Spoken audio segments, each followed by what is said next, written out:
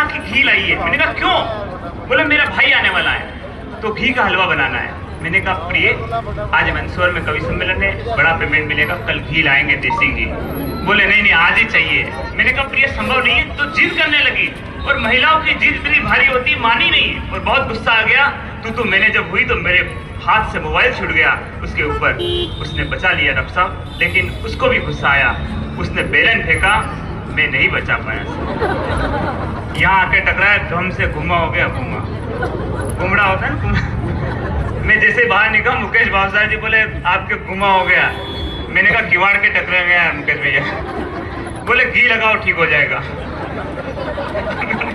जो घी होता तो घुमा थोड़ी होता है। अब इस पल को जियो, मस्ती को जियो।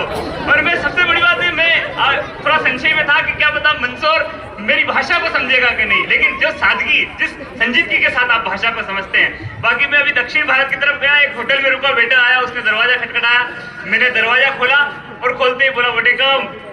अब मुझे समझ में नहीं आया, मैंने सोचा नाम पूछ रहा होगा। मैंने कहा विजय सिंह।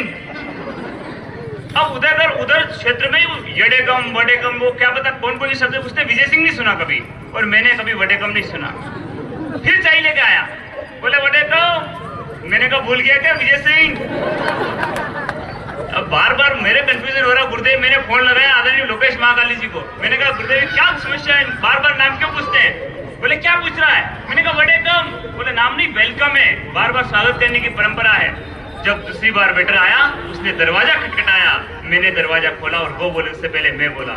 मैंने कहा वडेकम। वो मुस्कुराया, बोले विजय सिंह। मतलब भाषा का समाज जो है वो मस्ती आ जाती है। को देखने के बाद गदगद हो गया, उसका मन हुआ कि चलो गांव की तरफ घूम लेते हैं। आपके मंदसौर में बड़ी व्यवस्था है, बड़े सोफा सेट, बड़ी कुर्सियां। हमारे गांव में ऐसी व्यवस्था नहीं हो पाती, लेकिन संस्कृति और वही सभ्यता है। अंग्रेज जब आया तो हमारा मन गदगद हो गया। पहली बार हमारे गांव वालों ने अंग्रेज का दर्शन किया, उसका स्वागत किया। हमारे घरों के बाहर कच्ची ओटली होती है गुरुदेव, जिसको चबूतरा बोलते हैं, हमारे उधर ओटली बोलते हैं। लंबी चौड़ी कच्ची ओटली, मिट्टी की, उसको बिठाया। मैंने कहा sir please sit down here.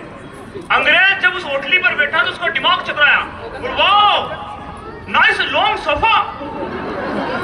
अरे मैंने कहा पापा दिस इज नॉट सोफा। तो अंग्रेज ने कहा देन व्हाट इज दिस, ये क्या है?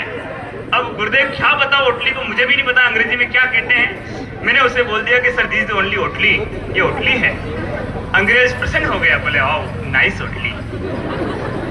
तब तक वो आ गया। हमारे गांव में 30 और 40 रुपए की सफेद और लाल पोटली मिलती है और उसको पीकर जो टुन रहता है उसको लोग पोटली बोलते हैं।